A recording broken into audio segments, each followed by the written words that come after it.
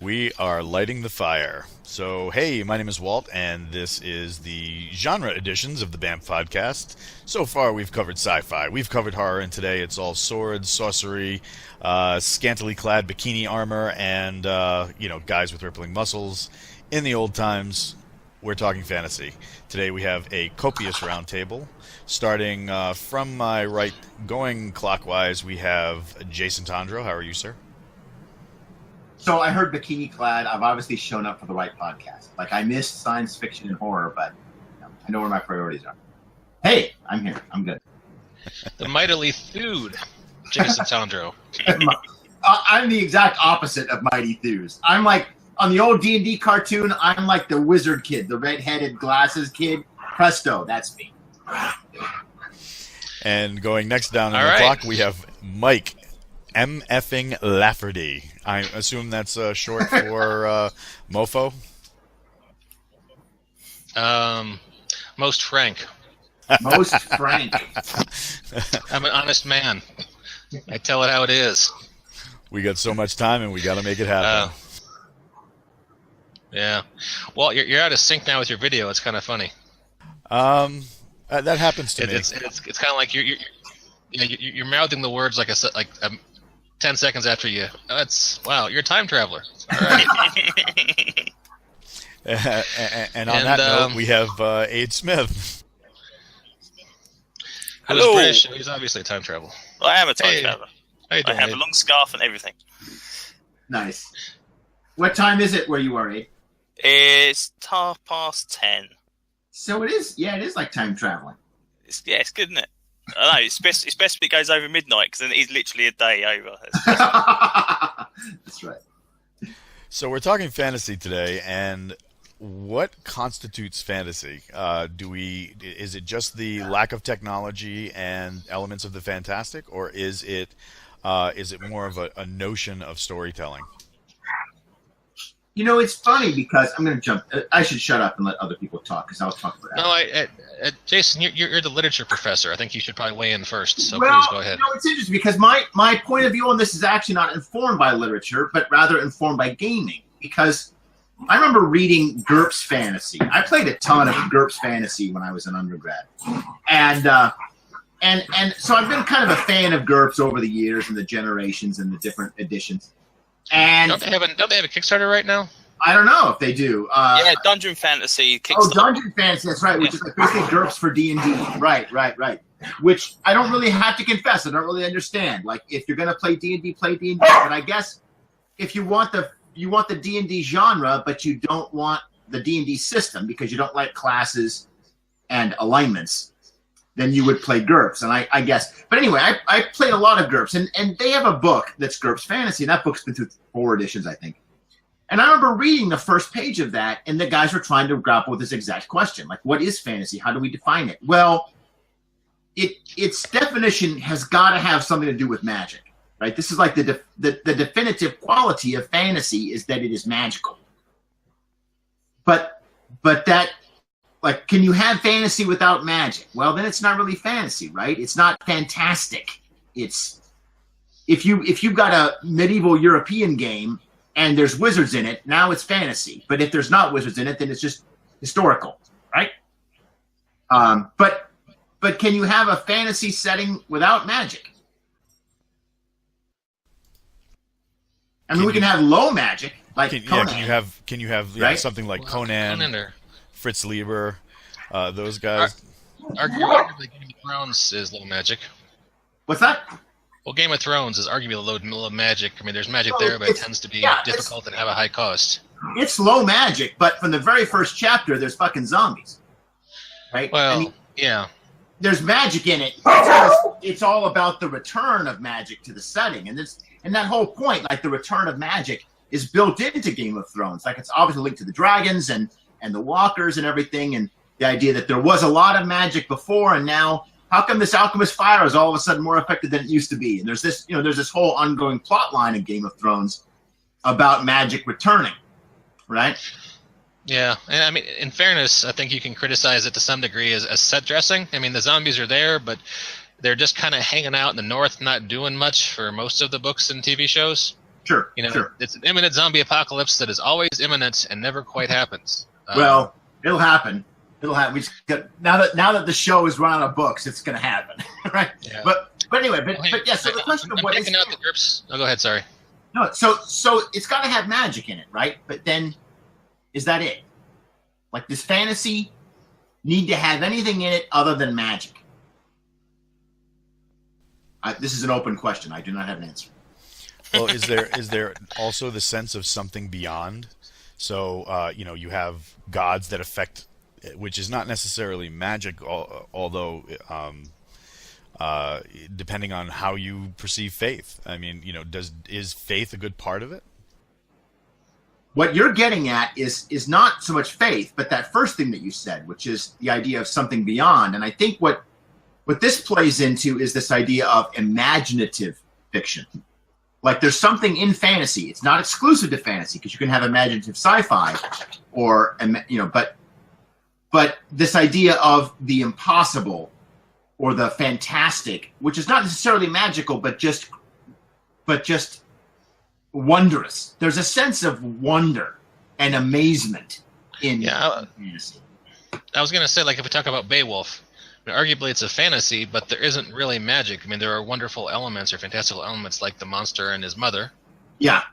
Yeah. I mean, there's not like there's a spellcaster who, walks in and... Well, magic doesn't have to be a wizard with spells, right? I mean, it can totally be a magical thing. Or Beowulf has got a dragon in it. Is there anything more stereotypically fantastic or magical than a dragon, right? In fact, Tolkien says that there's really only 2 dragons in all of literature. In all of Western literature. There's the dragon in Beowulf, and then there's Fafnir, the dragon of the Nibelungen. And that's it. Like, all other dragons are pale imitations of those 2, including his own, by the way. Yeah, I could accept that. So I'm on the Dungeon Fantasy Kickstarter. Oh, sure. And it says, hey, do you want to play D&D, but find the rules just too damn easy? Then play it with GURPS. Yeah, I like GURPS, but it's gotten pretty mechanically dense over the years. I'm not sure that that's a good thing. But anyway, yeah, so Walt asked a question, and that's my guess. I think that it needs to have magic in it, and I think it has to have a sense of the fantastic or the imaginative in it. It has to be wondrous. But maybe that's an aspect of high fantasy as opposed to low fantasy. Now, what about something like I don't. Eaters of the Dead, where the elements of the fantastic are there right from the start, and then it's only till later, as Crichton delves deeply into the book, that you see that all of this magic that everybody's been perceiving and all of these monsters that are supposedly attacking are just people in costumes. Yeah. Yeah, so this, for those of you that don't know this book, this is Michael Crichton's fake Beowulf book. And the reason why I say fake is because it's hilarious, especially if you're an academic, because Eaters of the Dead is portrayed as an academic book, like a dissertation or an academic book written by some English scholar somewhere who found the travel records of an Arabian merchant who traveled with Vikings as they went to Vinland, to North America, where they encountered essentially Neanderthals, like a kind of pre-human culture there. And so Grendel and his mother and even the dragon are really all just totally mundane, non-magical things that have been distorted by time and superstition into a magical story. And it's like a deep, and he went all out on this. There are like fake footnotes and a works cited, bibliography of Beowulf stuff, which he made completely up. So he went all out on this. I guess I should point out, just for our listeners, that this was made into the Antonio Banderas movie, the 19th Warrior. I was about to say that 13th Warrior. Yeah, it's the 13th Warrior. This sounds really familiar. I was thinking I've seen this before. Yeah, it's a great movie, actually. 13th cool. Warrior is a great film. It's one of my favorite Banderas movies. And it was before he had kind of become, the Antonio Banderas that now is, we're all kind of embarrassed by. But back then, before Puss in Boots. Yes. Yeah, but back then he was still cool. And So every book Crichton published got made into a movie eventually, with I think one or two very rare exceptions. But I would argue that Crichton's book is not fantasy. It is a debunking of fantasy. It's this is very academic and sounds incredibly intellectual, so forgive me. But it's basically a deconstruction of Beowulf. It's kind of like his Watchmen. Let's take all the fun, cool shit about Beowulf and strip it out. and Crichton makes no illusions about the fact at the beginning of Eaters of the Dead that he actually kind of hates Beowulf. And he hated reading it. It's like the most boring thing he ever had to read. He considered it punishment.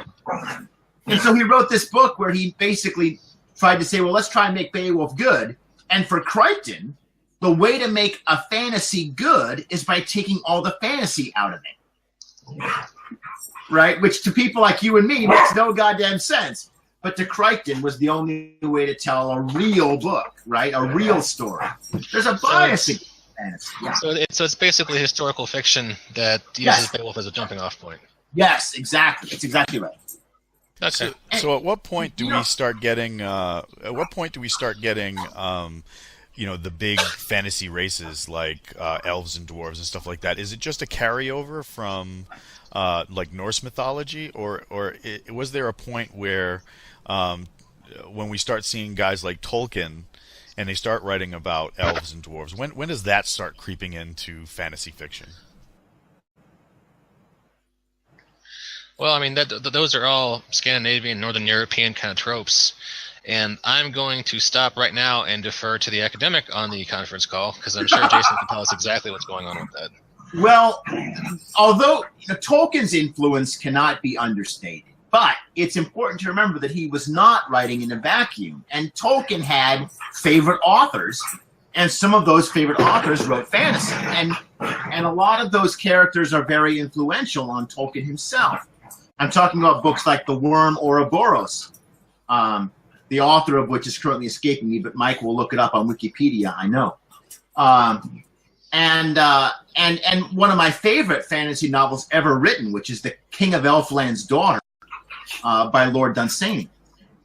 Eric Rooker Edison. Yeah, Edison, exactly. Well, Edison was one of the Inklings along with Tolkien, and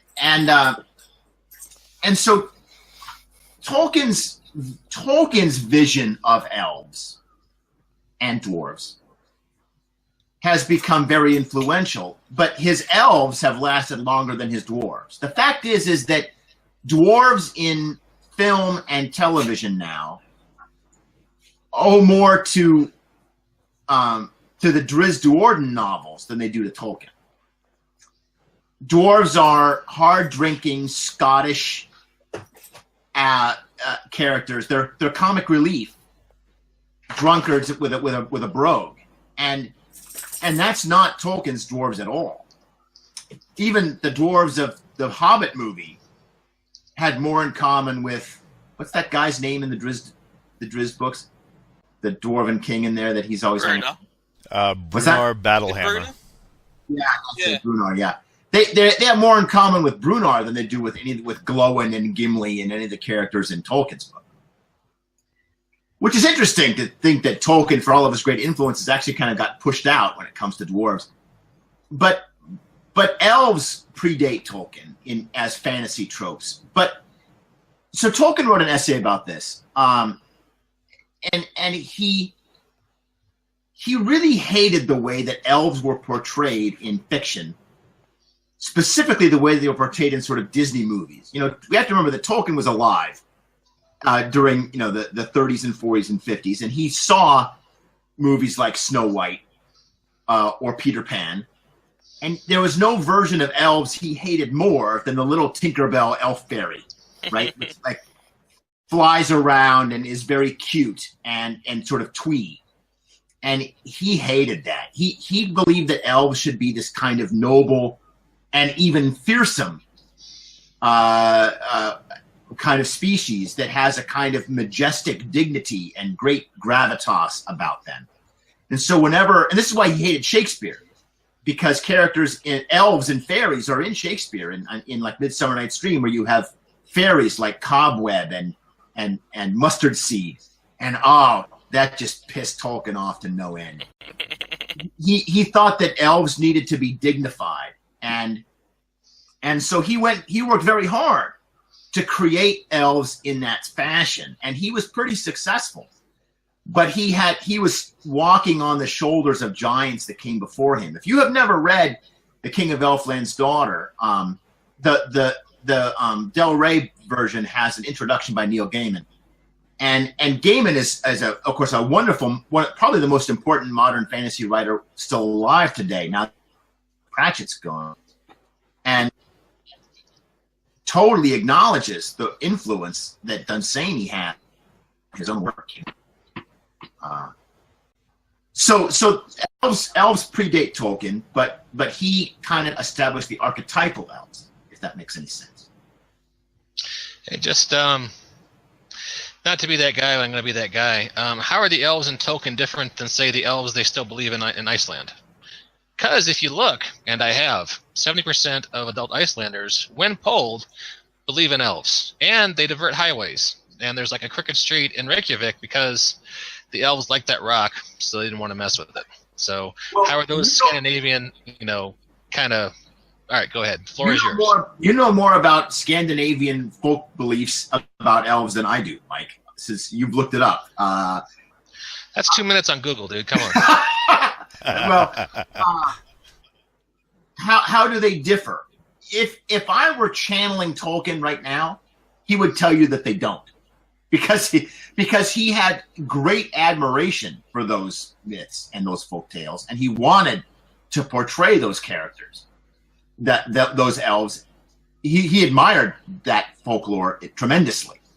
A better question is, look at two different writers reading the same folk story, and I'm talking about Tolkien and his elves versus Elric of Melniboné and Moorcock's elves, which are all like evil, sadistic assholes, right?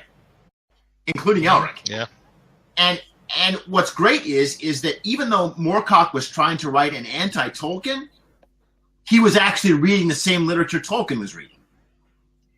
And they both have this story about a guy with this cursed evil sword that dooms him to, and they both tell that story. They both have their own versions of that story.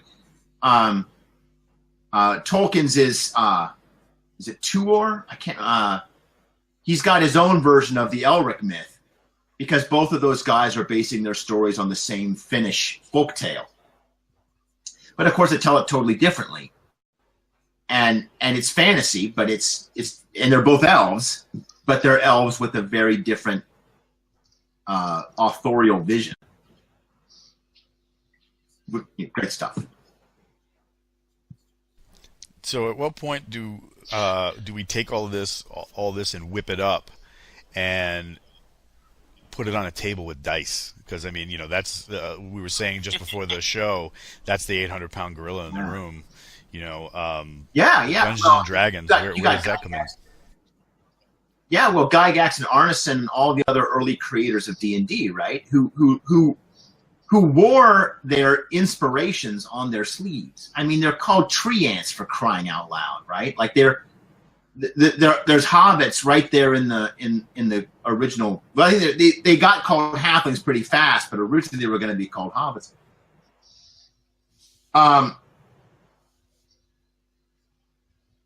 You can draw the lineage directly from Tolkien to D&D to something like EverQuest to something like World of Warcraft, and then to the Lord of the Rings movies, and then back to Mom, right? Back to the beginning of the circle.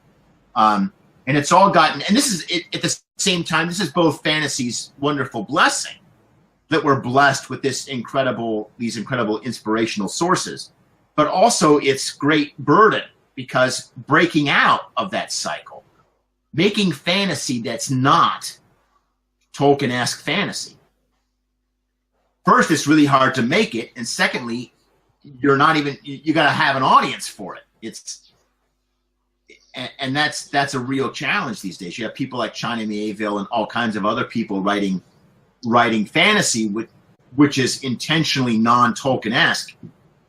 But I confess that I'm not the expert on that kind of fantasy. We've been talking about doing a sequel fantasy or a 3-part fantasy trilogy. We should get some of the people that are reading modern contemporary fantasy on here so they can school all the rest of us. Well, it's been said that Game of Thrones was written to be the sort of that 90s fantasy, when arguably, well, some people would say the fantasy genre had kind of become very recursive, and people were just kind of regurgitating Tolkien over and over and over. And it's certainly. Go ahead. No, please, Mike, go ahead.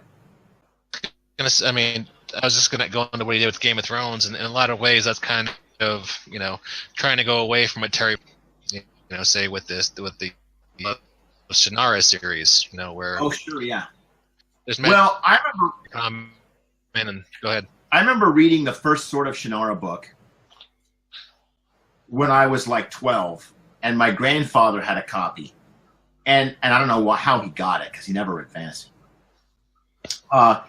But I remember seeing the Hildebrand illustration on the inside. If you remember, the first edition had Brothers Hildebrand art, and I loved it for about 30 pages until I realized that it was a beat-for-beat copy of Lord of the Rings. All the way down to the traitor guy and the Gollum character, and Alanon was Gandalf, and it was just straight up, And then I read it really fast and finished it, and I was like, man, that sucked. But I still remember it. So Martin's work has come under a lot of criticism by a lot of people who dislike it because they feel like it's not original, that it gets more credit than it deserves.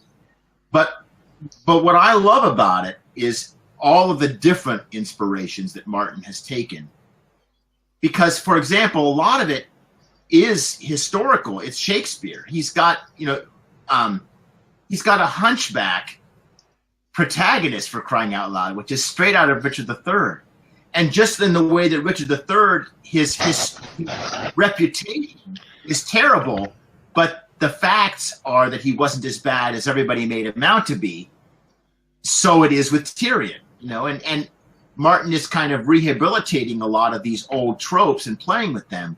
I mean, he's got wights. If you're in a setting that's got wights, flaming swords, raised dead spells, and dragons, how is that not inspired by D&D? I mean, Martin's an old-time gamer. He wrote Wild Cards was based on his Superworld game. I mean, he played D&D. He knows all these things. And so when he puts flaming swords and wights in a game, he knows exactly, in a book, he knows exactly what he's doing. But he's inverted. There's some people who even said that his Superworld campaign might explain the long delays between. Maybe you should talk to Steve Perrin about that. He probably knows more about it than I do. I mean, I read those.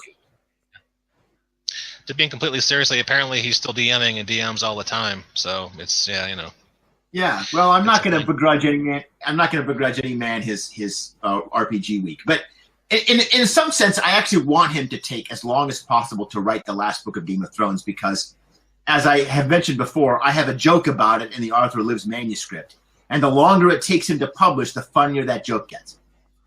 Right. So I want him to take as long as possible so that this manuscript that's taken me 20 years to write, I don't have to rewrite that joke. Well, I think you're going to get your wish, so. Yeah, I am. I'm going to get my wish. It's great. I love it. But I like Game of Thrones. But he's taking all these different tropes, like the Boy King. Like when you read Game of Thrones and you get to the end of the first book and Ned is dead and his son Robb has taken over and he's like this young 18-year-old king. And for a guy raised under King Arthur, I totally recognize this story. It's like, yes, excellent. I'm going to get my King Arthur story. And then, of course, you wax him in a book later, right? So he knows exactly what he's playing with, and he wants to invert all these tropes. And in some sense, it's become very incredibly invigorating because it's shown other writers and other gamers that you can do that. You can borrow from the classics and then upend them. And that can be fun. And speaking of that, are we seeing the same thing that's going to happen with King Arthur? Because a couple of weeks ago, there was a trailer that came out of one of the Comic Cons of this like action parkour Guy flippy. Ritchie's. Yeah, the new King Arthur movie. So, are we seeing fantasy change over time based on what's come before it and how we're trying to take it in new directions? Like, even if you look at D&D, I mean, in the beginning it was elves and dwarves, and now you've got characters that are one half dragon, one half drow, one half this, one half that. I mean, there's 16 halves to this one character, which not even getting into where the math is on that. But I mean, what are we seeing these kinds of things change in how we perceive them? Because I mean, if you look at the Excalibur movie from back in the 80s, I think it was. You know, it was all knights in shining armor and blah, blah, you know. But you look at, like, everything that's come after that. You have the one that was, God, in the early 2000s, there was a King Arthur movie where, you know, the one with Richard Gere? Yeah, Richard Gere, First Knight. and No, then you're there thinking of King Arthur, the one with Keira Knightley. Oh, yeah. Yep. I mean, Clive Owen? yes, Clive Owen. There we go. I mean, so you're seeing like almost like you know, the way we perceive some of these fantasies are changing over time. Where do you see it going from here? Well, there's a couple of different forces going on at the same time, and as to which one of those will become dominant, I'm not a prognosticator. But let's unpack some of the things that you're talking about in different ways.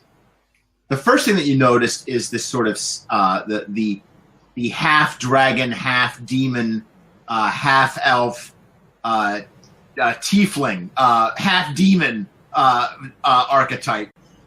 And what you're seeing there is the sort of special snowflake struggle, right? Where players feel like, I don't want to do what anybody else has ever done. And so I'm going to try to combine these pieces in a way that no one has ever combined. Well, of course, this is something of a fool's game, right? I guess I've always been, first, players should play what they want to play. Like that's absolutely critical. Let's get that out of the way. If the only reason why you want to, the only way you want to play fantasy is if you don't have to play a human. Like a dear friend of mine, you know, Francine DeGroot, who I played in college with all the way through high school and all the way through college. She would not play any game where she couldn't have either magic or psychic powers or not be a human being. Like if you had to be a human being without powers, she was uninterested, right?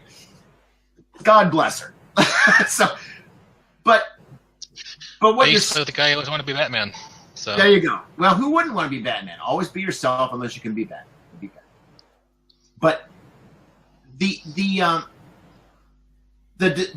desire to be original sometimes overwhelms our desire to be good.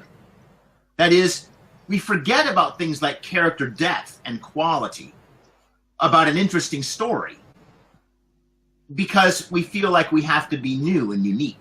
And that sometimes can be a bad impulse. It can lure us, it can distract us from good storytelling. So that's part of what's going on. But that's not really a movie problem. That's a gaming problem, or maybe a fiction writing problem, but not so much a movie problem. The movie problem is a separate issue, which is Hollywood's obsession with keeping it real. This is an example of why 13th Warrior was such a great choice for a Hollywood film, because look at those King Arthur movies you were talking about, the Clive Owen film. The Clive Owen King Arthur is based on a book by a guy named Jeffrey Ashe called, I think, The Discovery of King Arthur, which initiated a theory in Arthurian studies called the Sarmathian hypothesis, which is that there was a group, we know from historical records now, that there was a group of Sarmatians from Eastern Europe who were hired by Rome as auxiliary mercenaries. And they were stationed in England. And they already had myths in the back in the Eastern source where they came from, and that kind of. Well, their banner, the banner of the Sarmatians was a red dragon, and they were also, and they rode horses, which was important. It creates the idea of knights, which of course there were no knights in King Arthur's original time period. But if you have, they wore scale armor. If you're wearing well-armored dudes on horseback with a red banner, you can start to see where the legend might grow. Well, anyway, so there's this long history in Arthurian studies of trying to find, quote unquote, the real Arthur. And what this is manifested as is a desire to pull all the magic out and somehow get to some kind of historical drama, historical period piece. And I understand that impulse, but in the process, you often lose all the stuff that makes Arthur most interesting. If you don't have magic in Arthur, if the sword isn't magically stuck in the stone, if Merlin isn't a wizard, if there aren't all those magical, fantastic elements, if you pull all the fantastic stuff out of King Arthur, does that really make it better, or does it just make it different?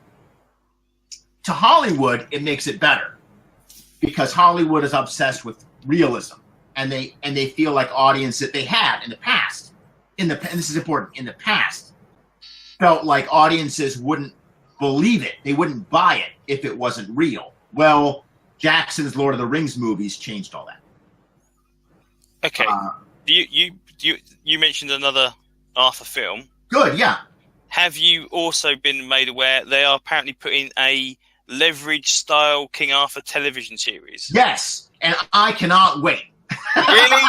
It sounds such a bizarre mashup. Yeah, it is. But you have to remember that, I mean, I've written an urban fantasy King Arthur game, right? Like, yeah.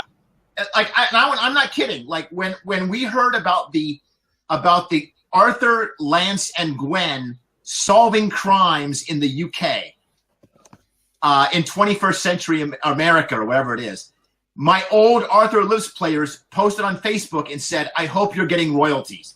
That's what I thought. Exactly. Yeah, because that's like my game. Like that's exactly my game. The play test was stopping a serial killer who had like a Black Knight obsession, right? So yeah, I can't wait to see it. But my tolerance for this shit's pretty low. Like I mean pretty high. I've got a really high level of tolerance. I hated First Night, that Sean Connery, Richard Gere film. Well, it was terrible because it took all the magic out and gave us nothing in return. The Guy Ritchie film, I don't know what the hell that is. I mean, I saw the trailer. I guess it's going to have plenty of magic in it, which tells you something. It tells you that Hollywood's no longer afraid of the fantastic, right? But I don't know if I recognize anything Arthurian in it. Yeah. Well, all we've seen so far is, what, a 2-minute trailer? Yeah, exactly. Yeah. We totally have to. I learned a lesson from an editor many years ago who wrote a scathing review of Robin Williams' The Birdcage based upon the trailer. She had 700 words about how it was horrible and homophobic and unfunny. And it came out, and it was none of those things. It was, in fact, the opposite. And there's a lesson there. But I would argue there was a lot of fantastic elements in Excalibur. Yes, there were. You're right. And the movie wasn't a terrible success at the box office. That might be why, there was a long time before we saw another one.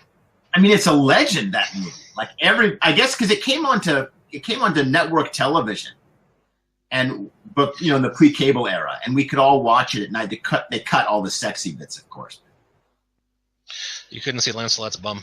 Or Helen Mirren. No, I didn't. I thought it was more of a. You know what? I was mistaken. It made 3 times its budget. It made $34 million on a budget of $11 million. That's back when $1 million was a lot of money. So no, it was a big hit. Which makes you wonder why it was so long before they did more movies in that vein. So. Well, there was kind of a trend in the 80s at these really awful sword and sorcery movies. You had The Sword and the Sorcerer, and you had the Conan films, and they were all just really low budget and frankly awful. And it wasn't really until, correct me if I'm wrong, you guys watched all these movies, but wasn't it the Lord of the Rings films that really made fantasy a big genre again? I remember when Willow came out, Lucas tried to make fantasy a big thing with Willow, and it kind of bombed. Yeah, that was a Ron Howard directed movie, and some of Val Kilmer's best work. But yeah, it didn't do that well. I want to say I think Dragonheart was really what turned around. Don't you guys agree? Oh, Dragonheart. That movie was. I hated that. Yeah, I was trying to be funny, but no one laughed, Oh, okay. which happens all the time on this podcast. I'm sorry. I thought you were I serious was going to there. say I don't tend to watch a lot of fantasy because my fantasy stuff goes back to the 80s where I first read The Hobbit when I was at school. Yeah. Dungeons and Dragons I started playing in 83, and then He-Man in 84. That's literally it. Anything that's not those three things, I pretty much did not touch for absolute years. So if it's not a D&D novel, I probably haven't read it because it's just like, yeah, the dragons aren't the wrong color. They breathe lightning if they're blue. You idiots. So that's so all of these films where it's like, oh yeah, we've got Dragonheart or the one with the dragons waking up in modern day London. Oh Rain of Fire. It's like, yeah, that's wrong. That's it. Fire. They're Rain of wrong. Fire. Dragons. Yeah. That's terrible. No, dragons are blue, red, white. Yeah, carry on from there. What about He-Man? He-Man's. I remember running home to watch He-Man, and He-Man is like it's. I mean, if you look at it now, it is literally it's magic, it's technology, it is it's kind of a bit John Carter-y. It's a bit so.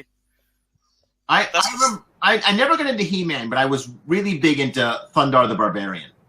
Yeah, see, we didn't have that in the UK. Yeah. Ariel, Ookla, we ride. Ariel, Ookla the Mock. Yes, exactly. We ride. I love that show. Yeah. That was one of the Yeah, that's on my. Oh, go ahead, Mike. I think I broke it. Talk. I was going to say that the Thunder the Barbarian caught me. I remember watching it sitting in my grandfather's living room, and he would often refer to Ariel as woman. Woman? How dare you? Blah, blah, blah, blah, blah. And my grandfather would look at me, and in his thick Italian accent, he would say, don't ever say that out loud if you want to live. That's great. It's funny because that genre has kind of come back these days. When I was reading Numenera, Monty Cook's great science fantasy game, it so much reminded me of like Thundar and He-Man, like where shit just happens and we're not going to explain it, and there's just really crazy landmarks, and the universe is all kinds of weird shit happens, and no one will ever know why, so don't bother trying. See, I kind of like that because fantasy, and when I say this, I'm including also like world building for RPGs. Yeah, can get bogged down in what I might consider to be self-indulgent world building. Yes, it doesn't really do much for the player experience, but if you're reading it, it's interesting. But especially when you get into fantasy, a lot of it can just be so similar. So if you just go ahead, you're absolutely right. Speaking of ideas for future podcasts, we should do a world building podcast sometime. I think we could all really get into that. Yeah, Walt's giving me the 2 thumbs up. But I mean, if you look at the basic D&D worlds, you've got the Mystara, Greyhawk, and Forgotten Realms. They are pretty much similar. It's not until you hit Dark Sun and Planescape and stuff they tend to go off in a slight tangent. The best advice I ever read in this regard was when Dragon went like digital for 3rd edition. And Dragon Magazine became an electronic subscription. 4th edition. 4th edition. No, I'm thinking of 3rd. But is it 3rd edition? Well, it doesn't matter. Carry on. Anyway, but I remember I read this article online for 3rd edition, and there was a column. It was a regular column. I think it was called Dungeon Craft, and it was a world building column, and the author, whose name now escapes me, I can't believe I've got them all stowed away somewhere. He basically walked us through one step at a time of creating a whole fantasy setting, starting from the very beginning, and there was about 20 or 30 columns, and then when he finished, he started all over. That's it, yes. And in the very first column, Ray said, look, here's the secret to world building. Never make anything the players aren't going to find. Yeah, exactly, yeah. And start off, like, only make up the stuff that they're going to find next week, right? Because if you try to make the whole world, you'll never stop, and you'll spend all this energy on stuff that they're never going to find. So, your first level D&D character, they need a town. You need to know where the nearest 7th level cleric is, because that's where they get raised dead. Right? The players are going to want to know where they can get a raised dead spell. So you need to know where that guy is so they can go there. Or not go there, as the case may be. And, you build that little setting and then go 20 miles out in every direction, because that's how far you can go in one day. and start with this little circle, and then as they get farther out, you just start adding to the map and build in the direction they're going, right? And, true words were never spoken for world building purposes. Now, he's talking about a game. Now, if you're talking about a book or a novel, or a movie, well, then, of course, we're talking a whole different set of rules there.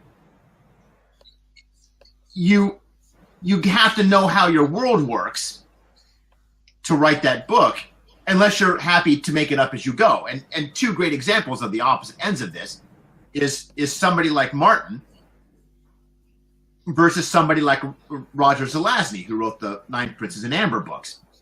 Did anybody here ever read Nine Princes in Amber? Mm-mm.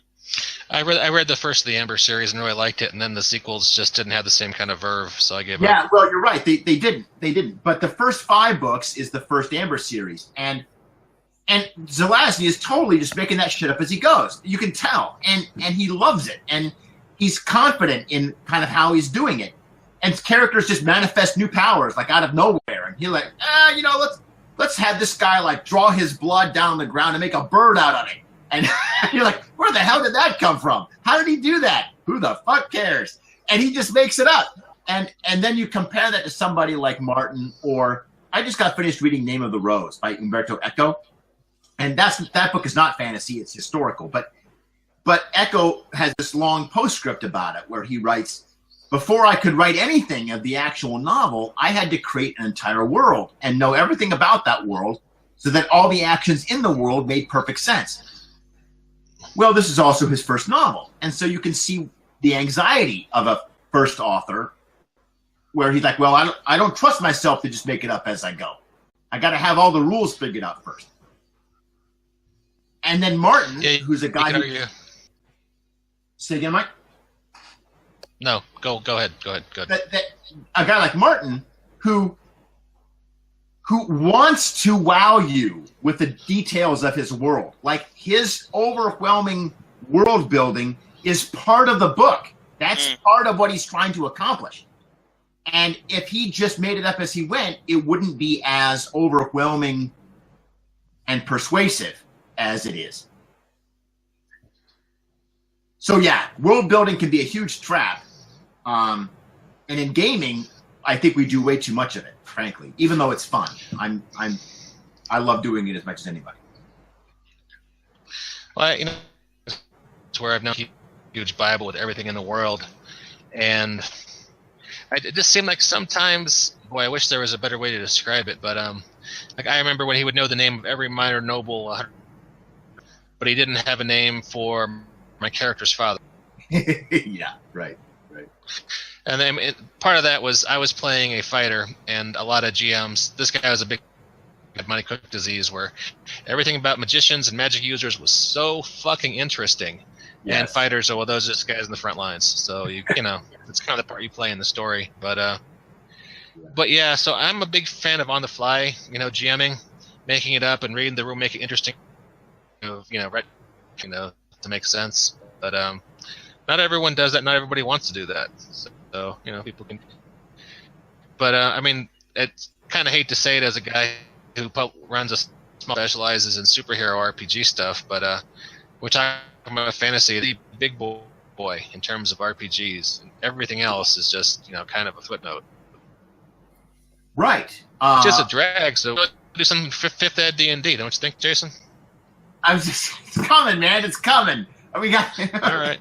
So for those of you that are listening, I don't know, about 6 months ago now, when 5th edition finally opened up a license, I went to Mike and I said, hey, let's do a 5th edition line. And he said, okay, sure. And I said, I'll run it. He's like, okay, sure.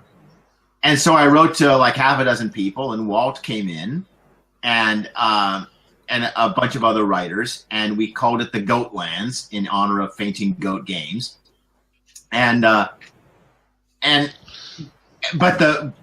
we have some manuscripts. Like my piece of it is done, and a couple of others are in process. Walt, where's yours at? Like you're called a carpet on the record here. I got about quarter of the way done, and then I got called away by 9 different things. But I have it sitting on my hard drive. What's that? Well, the big thing that we've been waiting for a few months now, has been the map. There's something in fantasy that makes the map really important. I don't know about you, but when I first opened up the Fellowship of the Ring and saw the map, right? Like, I fell in love with this genre. And you got to have the map. I don't know. I guess it seems like a weird sort of fetish object, but I just feel like fantasy really has a connection. There's a long tradition of that fantasy map. So the map is almost done. Gil Pierce has been doing it. She's done all the color and painting work. He's put all the roads and towns and everything in. And now what have you got there? The Hobbit. You've got your Hobbit book. Yeah, exactly. Yeah, that's awesome. And yeah, it was since January, according to my emails. So well, there you go. Okay, so like 8 months. But as soon as the map is done, we've got manuscripts ready to go. So then we can see the reason. Good example of the map.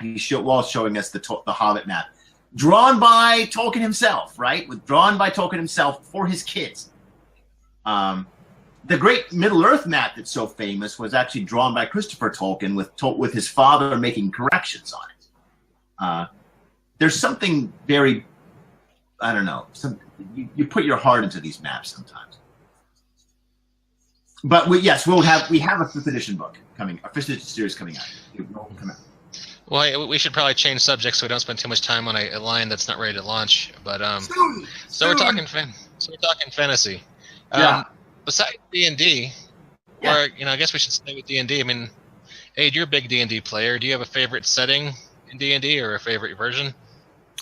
I'm currently playing Spelljammer, which is which is slightly removed from the standard, but using 5th edition rules. So that's pretty cool. I've actually never played Spelljammer. Yeah, it's good. It's a based on they did a Shadow of the Spider Moon setting in Dragon Magazine when the 3rd edition was around, which basically brought it down to one system with 5 different worlds with a kind of like a history to it, and the elves were on one world, the dwarves were on another world, mind flayers were coming in, taking the place over. That I just wanted to play it since 3rd edition, and I've written some stuff up for all those years, probably about 10 years or so, and slowly it got, 4th edition's coming out, maybe with 4th edition. No, 5th edition came out. As soon as someone said we're playing 5th edition, right, we're playing Spelljammer. I've got all this stuff, it's never been used, we're playing Spelljammer. So that's pretty cool. But Forgotten Realms is the big one for me, because Forgotten Realms was, well, that's not true. Forgotten Realms was the first ever AD&D campaign I ever played.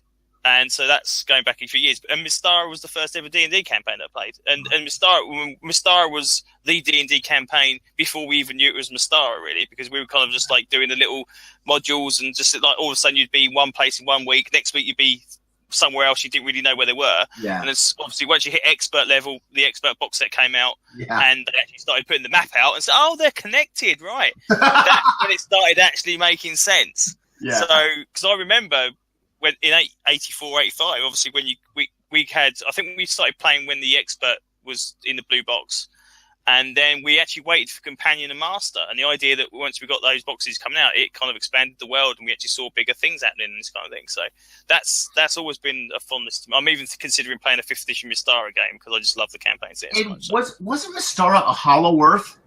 Yes, Hollow World as well came afterwards. Yeah, that's right. Because we moved on that came on like 88, 89, I think, for Hollow World. So we'd moved on to AD&D then, and obviously AD&D was Forgotten Realms. So after that, Mystara did get a look in until my basic campaign I started about 2-3 years ago. So the Hollow World is inside Mystara. It's not the Yep. So the Mystara itself is the Hollow World, and there is the civilization inside Mystara as well. Yeah. Yeah. Okay. Yeah. All right. I like that. I think you've got to find a way. I really admire world builders that come up with a cool hook.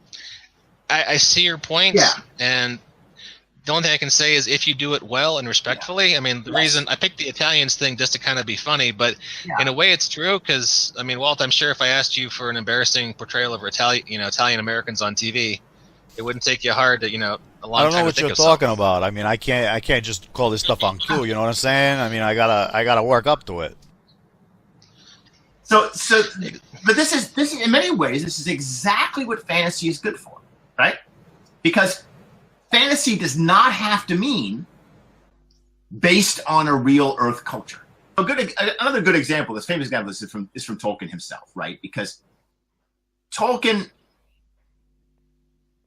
insisted that the characters and cultures of Lord of the Rings were not allegorical. They didn't represent anything.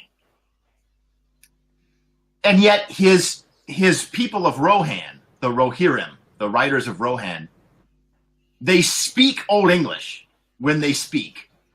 It's not a fictitious language. They speak Old English. They have all the names. Their names appear in Beowulf, the names of the people. The Golden Hall that King Theoden lives in is Heorot from Beowulf. The name of King Theoden, the word Theoden, means king in Anglo-Saxon.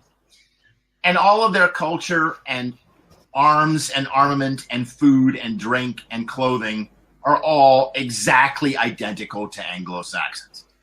And yet he would tell people they're not Anglo-Saxons. Okay, Tolkien was full of shit, right?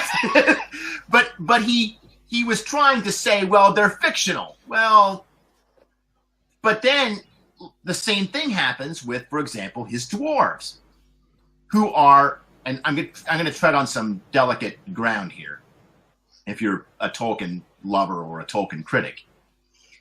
The dwarves of Tolkien are infamously greedy, gold hungry, and their language, what we know of it, we don't know a lot of it, what we know of it, is very similar grammatically and syntactically to Hebrew. Oh. And they are famous for their big noses and their, miserly ways. And it's not a flattering picture. And yet, Tolkien was accused of being Jewish by the Nazis. In World War II, right before like the late 30s, and The Hobbit was getting translated into German. And Nazis in the German government wrote it to Tolkien, to his publishers, and asking if he was Jewish, because they weren't going to publish the book if he was Jewish. And he said, number one, I'm not Jewish. Number two, thank you for the compliment, because I have nothing but high regard for the Jewish people, and it's very nice of you to think that I might be Jewish, but sadly, I have nothing in common with that distinguished people. So, hey, let me just jump in real fast before I forget. Yeah. I misspoke earlier. This is called Kaladesh, and Sahili is a character within there. Yes. Because they've kind of changed the focus. It used to be Magic the Gathering was you were the planeswalkers and dueling, and now they've kind of changed the focus where you're telling the stories of these planeswalkers as signature characters, if you will. Yeah. But caveat, I've just read this guy's blog post. I haven't played Magic myself in decades, so Well, anyway, so just trying to get back to Abe's point. These characters are fictional, but sometimes they're more fictional than others, right? Sometimes they're allegories or metaphors standing in for a recognizable Earth culture. Yeah. But sometimes they're not. And I think Drow is a great example of this, because the tradition of dark elves, of black elves, is exactly what the Drow are pulling from. They're pulling from Scandinavian and English mythology of the dark elf. But I think that it's very interesting that black Americans or black English players have identified with the Drow. I would not want to be writing a Drow novel right now. That would the pressure to do that in a way that didn't offend both sides of that equation, I can't imagine. I don't want to be point on this, but I mean, if we want a really blatant example, the Klingons in Star Trek. I mean, there's no one watching that show who wasn't like, "Oh, these are the Russians." Yeah. Oh, yeah. totally. Yeah. But see, this is. Did you guys talk about Star Trek in your sci-fi podcast? I'm sure we touched on it. Well, Yeah, we touched on it. I've been doing the sort of sci-fi, the Star Trek series with Jim, and it's been a lot of fun. But so I kind of wish that he was here. He would school all of us on Klingons. But the great thing about Star Trek is that they always wore these allegories on their sleeves, right? So you had the Khans and the Yangs when they did the Civil War episode, right? So you had the Confederates and the Yankees, and they were two alien races called the Khans and the Yangs, and you had the Native American episode with Kurak, and you had Romans in space and Nazis in space, and so it didn't seem weird that there were also Russians in space, right? But that's a reasonable that point. allowed that allowed Roddenberry to tell some pretty unusual stories, like Day of the Dove, which is the Star Trek episode when an entity shows up, an alien space entity shows up that thrives on conflict and violence, and so it arms all the Klingons and the crew of the Enterprise with swords and makes them duke it out in the hallways of the Enterprise so that it can feed on the anger. And how was this problem resolved? With Kirk getting the captain of the Klingons together, and they literally laugh the alien to death. Only Star Trek, man. Well, I think there was. Oh boy, I'm getting far afield, but there was a Deep Space Nine episode where they were.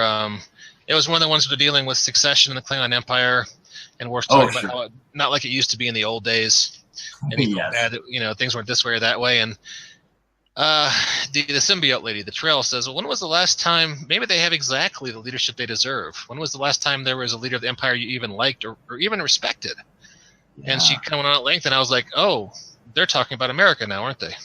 Yeah, aren't they? Aren't they now, yeah. And this can work in fantasy, too, to probably try and bring us back. But I would love to see a fantasy television series that didn't suck. Like... I mean, I'm cheap, and so I don't get HBO, but I had the Game of Thrones on disc because they were given to me. But I would love to tune in every week and watch a fantasy television show. You would think that the lower cost of CGI would allow them to do the fantastic elements for a reasonable budget. Maybe there's no audience for it. On MTV right now, they have the Sword Song of Shannara. So, Oh, yeah. Right. That's right. I don't sound enthusiastic about that. I haven't seen it. Like I said, I don't have cable. So, but has anybody watched it? All I know is it's got the guy from Indiana Jones in it. Harrison Ford? No. Crikey, what's his name? Shia LaBeouf? No. Oh, my God. John Rhys Davies? Oh, John Rhys Davies. John Rhys Davies. Yeah. That plays Star. That was my last guess, yeah. That's it. That's the only thing I know about it. You should have said the guy that played Gimli. And we would. Yeah, that's what I was kind of thinking what the guy's name was. Yeah, and I couldn't forget. I thought, he wasn't Lord of the Rings, way. Yeah. That's it. I admire Rhys Davies. He's such just a hardworking actor. Like he'll take the crap. Go ahead. No, that's fine. What's so funny? Well, it's a nice way of saying he appears in a lot of shit. He does. He totally appears in a lot of shit. But he tries to bring all the class he can to it. Did you ever watch the director's commentary and listen to him on talking about Lord of the Rings? I did not know. It's really great. Like he's such a great personality, but he says, look, he's worked so many movies, and he's always seen the same thing happen. Like you get together and maybe you're in isolated locations, there isn't a lot to do, and by 10 o'clock at night, everybody's at the bar. All the cast members are at the bar, and then it's 9 o'clock at night, and then it's 8 o'clock at night, and pretty soon it's 2 p.m, and they're all at the bar. And he's watched it destroy people's lives, and the way that he solves that is by picking a hobby. So every movie he picks a new hobby, and he learns that new hobby and does that hobby just for that movie. And for Lord of the Rings, it was fishing. And so every day he would go out in a boat and he would fish, and that's how he kept from becoming an alcoholic, right? And he he talked about how he could tell that the movie was on to something. They were filming Fellowship of the Ring, and he's starting to think, this is looking pretty good. Like, I'm starting to get a really good feeling about this. This could be really big. And he started to spread the vibes, and people were starting to think, hey, we might be doing more than just, your typical low budget action fantasy movie. We might be doing something that's going to be important. And because he was one of the older cast members, even though his character was comic relief for those movies, because he was one of the older cast members, he had a lot of clout amongst the younger folks. And I just like him. I admire him as a person. Personally, I love the original 3 films. I just don't understand why The Hobbit was so bad. Yeah. There was such a tonal difference. I don't know why. It I think they almost got CGI crazy.